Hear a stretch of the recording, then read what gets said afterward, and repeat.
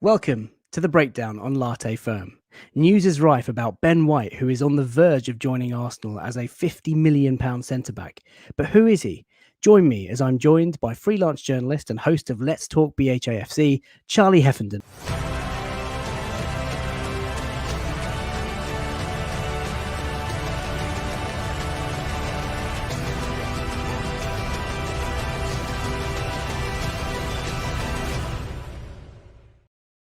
Charlie, thanks for joining. How are you? I'm good, mate. How are you? Very well, thank you. Very excited about this news that's breaking over the last sort of day or two about Ben White joining Arsenal. Loads of Arsenal fans have got so many questions about him. Some Arsenal fans think he's the absolute answer for us, and of course they know everything about him, his numbers, his stats, and his abilities. Other Arsenal fans, and I'm perhaps in this camp, don't really know much about him and his strengths and qualities and what he can bring. So hopefully you can shed some light. For those of our viewers who aren't familiar with you, just telling us a little bit about yourself, but more about your association with Brighton Football Club. Yeah, so I'm a freelance journalist and I've been at university the last 3 years doing journalism. But I kind of got into Brighton, well, since I was a kid, really. I was going to games with my dad, got a season ticket a couple of years ago for the first time, going to away days, all that kind of thing. But alongside it, doing my own podcast, Let's Talk BHAFC, the Instagram page as well, BHA Today. I've been doing that for about 5 years. And have built it up to become the biggest Brighton Instagram page, which is great fun. What is it about Ben White? Talk to us about him as a player, and what is it about him that makes him so special? I think he's, to be honest, just to put it plainly, one of the best ball-playing centre-backs in the Premier League. Probably England's best alongside Harry Maguire at that. He's definitely better than John Stones, in my opinion, at doing that. But he just kind of develops the play from the defence to the midfield so well. You don't get that very often with defenders. And I'd expect with Arsenal, I thought you'd be going for someone who's a bit more of a no-nonsense centre-back. But I suppose you could potentially have someone like Gabriel who could do that job for you. Someone like Ben White alongside him who can play in a back three or a back four will be perfect because he can take so much pressure off your midfield. You don't have to worry about having like a deep lying playmaker or an anchor in there like you might have had Torreira before, or you've got Partey in there as well. Ben White can do that job for you as well if need be. His versatility is fantastic. And it's just his ball playing, really. I think that's the main thing that people look at. And that's what England have been missing, I feel. He can play it right back as well if need be. I'm sure we'll go into his versatility a lot more in a lot more detail soon. But yeah, he's just a great player, mate. And he's got so much potential as well. He's 23 years old. He doesn't turn 24 until October. So, he's got a long way to go yet. And I think Leeds fans, when he was in the Championship with them, they saw him and they were like, wow, this guy is going to go on to great things for England. He's one of the best players we've ever had, one of the best centre-backs we've ever had. Us as Brighton fans, he'd come through a system. We got him from Southampton when he was like 16 years old. And we heard all these good things at Leeds. He played for like Peterborough in League One before that, Newport in League Two. So he's gone through all the leagues. And we were a bit unsure whether he could just slot straight in. But he's ended up playing in his first full season with us, actually in the senior team, the most minutes out of anyone. So I think that just tells you everything you need to know. He is absolutely brilliant. One of our best players. Let's just take a look at his profile. So on screen now, you should be able to see some basic data about him. So there he is, Ben White in his Brighton top, hopefully not for too long. Sorry to say. That hurts. In terms of position, so he's an accomplished centre-back. He has played right back for a large spell, but he's also capable of playing in defensive midfield. 23-year-old lad, obviously English, which is great for us because the homegrown challenge that we have at Arsenal Football Club. Height-wise, depending on where you look, he could be 6 foot, but also up to sort of 6'3", 6'4". I don't know what your sort of take is on that, but on the Premier League website, he's currently down to 6 foot, so I've left him as that for now. Premier League appearances, 36 starts this season for Brighton, so ever present. I think he played every game or every minute for Leeds in the Championship season where they got promoted. Yeah, he played every game for them, yeah. Which is quite incredible. Tackles numbers, there's no ranking there, but his tackle success rate 1 in 2, his duels 1 in 2 as well. But he's got a long-term contract, so his contract doesn't expire for 3 years. So Brighton, if they really wanted to play hardball, they probably could. Mikel Arteta, it seems, wants to have these ball-playing centre-backs, and that's where I imagine he'd play. But tell us about his spell at right-back, but also in defensive midfield. Well, he's not played right back that often, to be fair. We have played a back three all year, and we had our problems with Tarek Lamptey getting an injury back in September and then again in December. But we just played someone like Joel Veltman there, or Latte, or anyone just filling in there. Ben White was kind of more of an option to fill in at defensive midfield. But he did play right back occasionally and right wing back. I think he played one game at right back, if I recall. One game at right midfield or right wing back, whatever you want to call it. He played, I think, 6 or 7 games in defensive midfield as well. So he does it fine, to be honest. I'd say his best place is right centre-back. He never plays left centre-back. He's not comfortable there, or at least that's what I presume, because Potter's not played him there once. But he can play at the right of the back three or right of centre-back in a back four and push up into defensive midfield kind of mid-game if need be. If you've got a lot of possession in a game, say you're playing against Norwich or something, you're playing in front of them all the time, they're sat back, you could probably have someone fill in behind and he'll push forward for you. So even if he's starting centre-back, he's that versatile and got such a great skill set that he can just push up anyway. And you can change it mid-game as well. And his adaptability is brilliant. As you've seen by the fact he's played for 4 different clubs in 4 different tiers over 4 years, playing in a whole host of different positions. You know, I think that tells you all you need to all you need to know. Sorry. No. I mean, it's really exciting to hear about his versatility and how well he sort of adapted and climbed through the English leagues. I think that's quite important from a character building perspective. You know, he's not gone for the easy options. You know, to go to Newport, to Newport, and then to go to Leeds and play under Bielsa and play for such a successful team with regards to the Championship, and you know, playing under Potter, who's obviously a tactically astute manager. That speaks volume. Is it his calmness, coolness on the ball that makes him the player that he is? Would you say that was his biggest strength?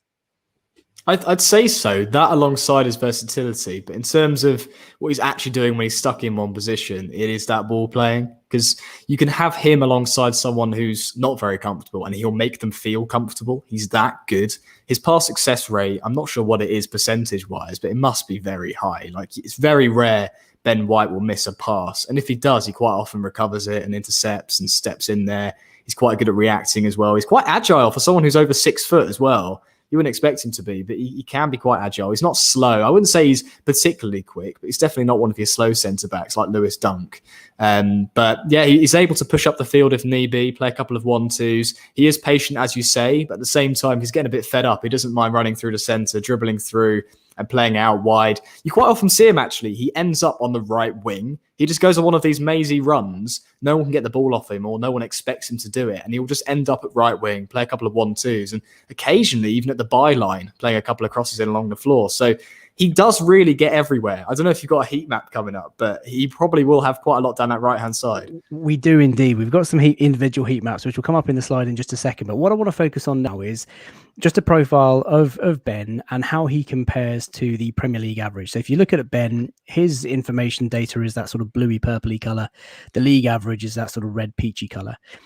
What you can see on the left side of this sort of chart is that aerially, he's quite far behind the Premier League average. So, doing some research before coming into this, I read a couple of features. A lot of people talk about he's quite weak in the air. He's aerially not so dominant. Is that fair? Is that a criticism of his game? Is that something that you think he can develop? I think every player has their downside, to be honest. Unless you're someone like Patrick Vieira and you can do absolutely everything, you can have a downside. And he's not that strong. He might be over 6 foot, but I'm over 6 foot. And if you see me on a football pitch, I can't win one header. It doesn't mean you can win every header. I mean, Dan Burn is 6'7". He's awful in the air. You wouldn't expect it, but he just is. Unless he's kind of collecting it on his chest, on corners and stuff, he wouldn't be able to do anything.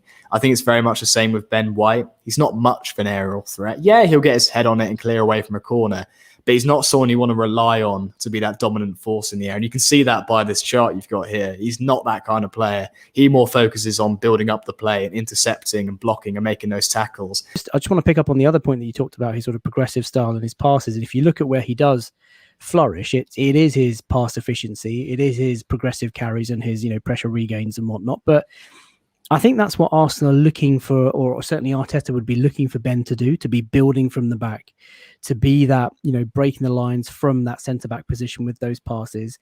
That's really exciting to me. And I suppose just to close this bit, you talked about his capability at defensive midfield. So does that indicate to me that he might be that sort of centre back that roams forward when we've got the ball, sits there just at the base of that midfield, and can also cover that role as an additional person, or does he prefer to be sort of along that back three, along that back four, and sit calm?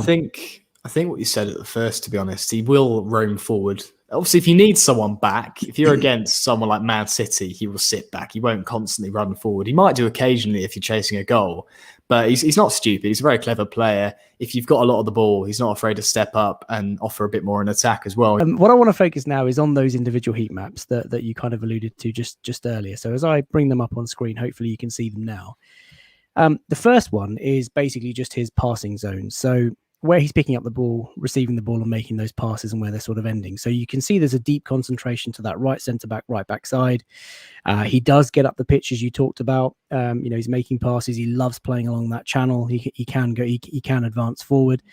I don't know if you can see it on your screen, but the red does kind of shade out to a pink over the sort of centre circle spot. So he is kind of venturing into that central midfield position. But it looks to me that he's very accomplished, very stable, very happy at that right centre back, right back sort of position, which will basically time with what you were saying.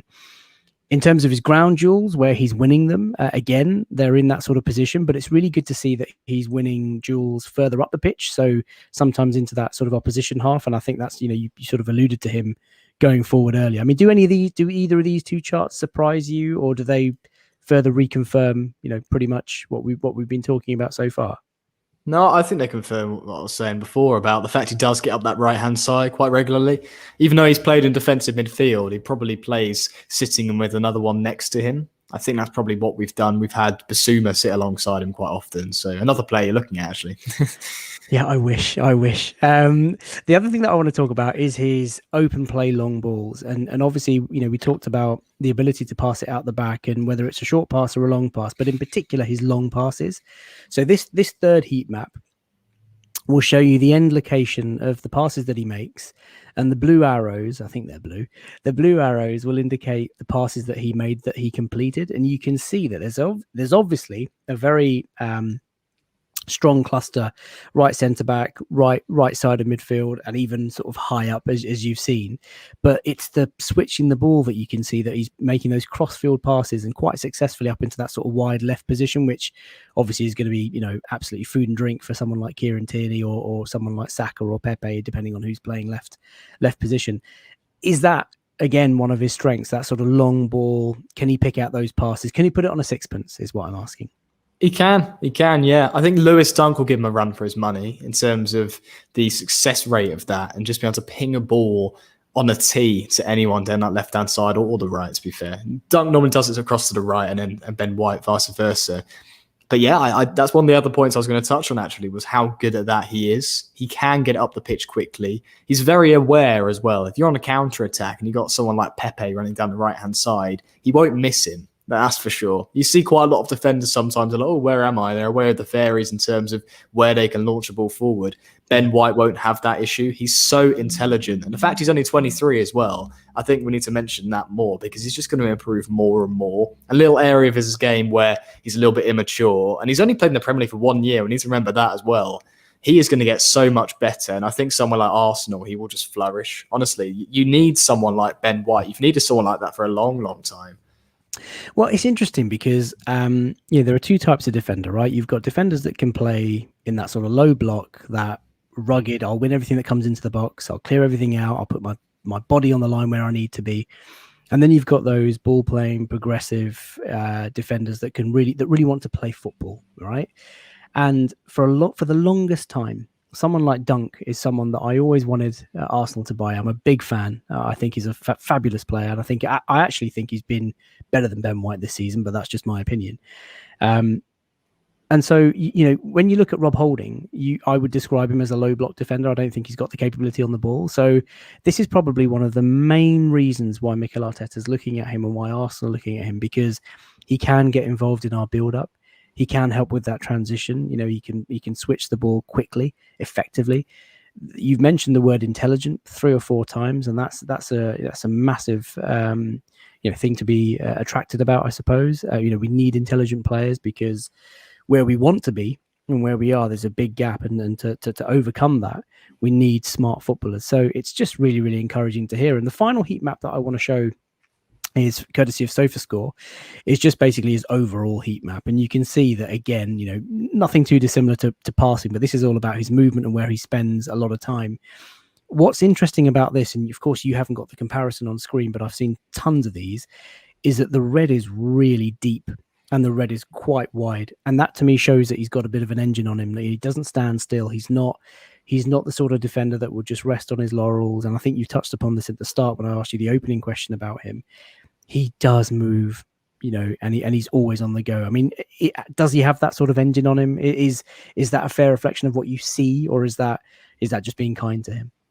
Yeah, he is a real workhorse. He won't stop running for the team, no matter what the score is. He could be, in our case anyway. I doubt you will be. Who knows? You might be. If you're being spanked 4-0 by Man City, he won't stop. He'll still be going out right centre back or DM, wherever he is, and just being that engine for the team. Him and Basuma, actually. Basuma's another one of those who just won't stop. Dunk as well, I'd argue as well. But there's been a lot of players for us, like Neil Maupay. I know he's up at the front of the pitch, doesn't have to do as much running, but he just won't chase down the defenses anymore. He just doesn't seem to care.